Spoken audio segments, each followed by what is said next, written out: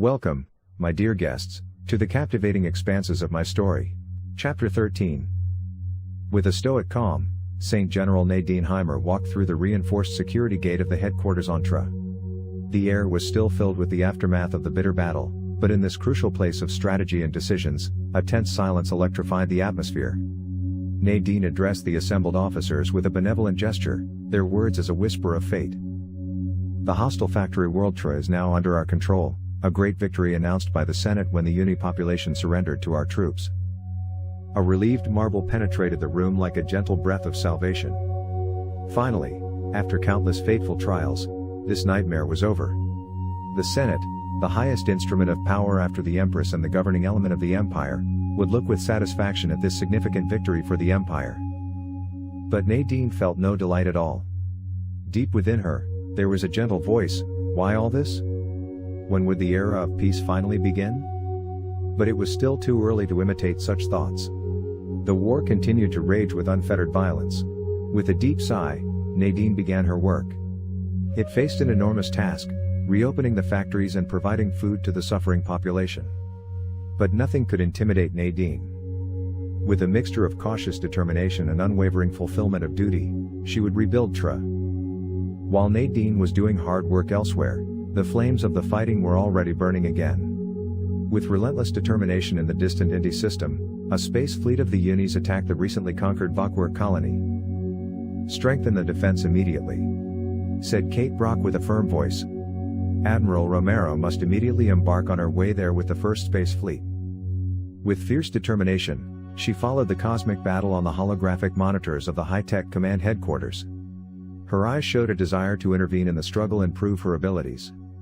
However, the Supreme Command Senate still hesitated to give the order to release its powerful space fleet. Admiral Kate Brock impatiently let her fingers drum on the console as she wondered how long this pointless war would last. But she could not speak such thoughts out loud because the time was not yet ripe. Kate Brock remained patient and full of frustration in the secure vastness of the Polaris system, while Paulina fought a fierce battle against the fanatical powers of the Unis. Brock was sure that fate would be suitable for her one day, too. Until then, she had no choice but to maintain her iron conscience of duty, for the galaxy knew no mercy. With a heavy heart, Paulina directed her tested space fleet on course to the Inti system, that distant celestial body threatened by the shadows of war. Ruthless battles burst out in the implacable vastness of space, forcing the enemy invaders to kneel with iron determination. But the triumph had its price, a tribute to losses, which filled Paulina's soul with deep sorrow. Exhausted, she wondered when this absurd measure of violence would finally come to an end. But she persistently rejected the idea and instead turned to the next mission. The time for compassion had not yet come. It was still necessary to obey the orders unconditionally. Rita, too, had a deep longing for peace, which burst in her heart like a silent storm. But instead of surrendering to fate and falling into resignation, she decided to focus all her energy on her breakthrough research. A new project that filled her with a burning passion sparked her fire of enthusiasm: the creation of simulated social constructs designed to lift the disguise of spies to an unprecedented level. The special features of this technology will enable our spies to be better prepared for your missions, Rita insisted in front of the Senate. We can incorporate existing findings into the simulation and thus make better conclusions. We are able to acquire knowledge without any life being wiped out. Isn't that our highest aspiration? But Case has shaken his head. Griffin, simulations can only slightly prepare for real situations. Without the power of weapons, we will never triumph. Often it is a meaningful knife that is more useful to us than this mere blend. A sigh escaped Rita's lips as she turned her gaze to the distance. Would anyone ever be able to explore the depths of their visionary thinking? But even in the midst of these doubts, she did not let hope go away. With tireless dedication and an unwavering desire for action, Rita continued her research. Within her the seed of peace sprouts, untouched by the storms of time. In the depths of her soul she still held the spark of faith in a change for the better. Savia also shared this faith, which shone like a sparkling star on the horizon of hope. In a chamber speech surrounded by an aura of determination, she pleaded with a passion that captured the hearts of the listeners. Their words were like an orchestra of hope and despair reflected in the depths of souls. Enough suffering has come on our world, she warned with a voice that sounded like an echo of past tragedies. Let us no longer follow the path of violence and destruction. Let us enter the path of diplomacy, which can lead us to a future of peace and harmony." Their words were like a beam of light that broke through the darkness of despair and reached the hearts of the listeners. She spoke with such passion and conviction that her words acted like a balm for the afflicted souls of men. In their eyes, it was the hope of a better world where humanity could finally learn from past mistakes. But the Senate vibrated with warrior energy. "Not yet," said Admiral Kate Brock in a firm voice. "Only when the unis are fully under our control can we rest." Savia bowed her head, full of grief. Their hearts were still stoned, incapable of forgiveness. But she would not fail to encourage people to reconciliation. Because even the longest journey begins with a single step. Patience was needed, a virtue urgently needed in these dark times. While Savia longed for peace, Paulina unstoppably conquered one system after another. But with every victorious battle, she decided for herself. A tormenting question sprang up: what was the point of all this? When would this endless stream of meaningless struggles finally come to an end? But she did not dare to speak out her rising doubts. The time was not yet ready for that. Day after day, battle after battle, she fulfilled her duties without fail. Her commands were her compass that led her through the infinite vastness of the galaxy.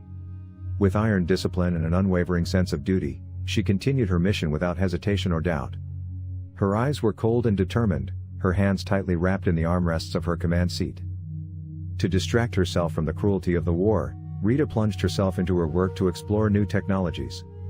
But here, too, she felt more and more confident that she would develop a miracle weapon and thus end the wars once and for all. Once again, Rita is deeply immersed in your thoughts when she has a eureka moment. This finally completed the manifesto of the Destination Project and coordinated more star bases under the control of the Empire. That allows us to build a bulb that will look for the same in the galaxy. Imagine an epic confrontation in which not a single drop of blood is shed.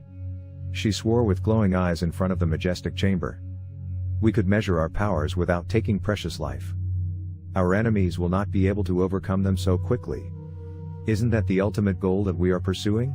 Again, however, she was confronted with fierce rejection. Your naivety delights the Senate. Kate Brock mocked with a scornful undertone. Focus on developing weapons that can do truly devastating damage. To avoid conflicts through their deterrent effect. Rita whispered, her eyes full of doubt yet persistent in her pursuit. The darkness of uncertainty surrounded her, but her inner fire continued to burn intact. She pushed herself to move her vision forward with every breath she took. In the depths of her soul, she knew that the day would come when her truth would be acknowledged. But for that, she had to stand firm, even when the world around her sank into doubt. War fatigue in the Empire grew daily, while even ordinary citizens now dared to protest openly. An atmosphere of hope and longing for peace spread everywhere. But political leadership still hesitated to take this decisive step. However, Savia understood the unstoppable approaching of the moment. More and more members of the Senate bowed their heads when she urged prudence. Even Kate Brock seemed to turn into herself gradually. The atmosphere changed slowly but unstoppably. Paulina, too, had an unfortunate doubt. For some time, she perceived the war as merely a meaningless obligation. But obedience still captured her willpower. She was still waiting for a sign from the Senate. But Paulina also secretly longed for the end of the war.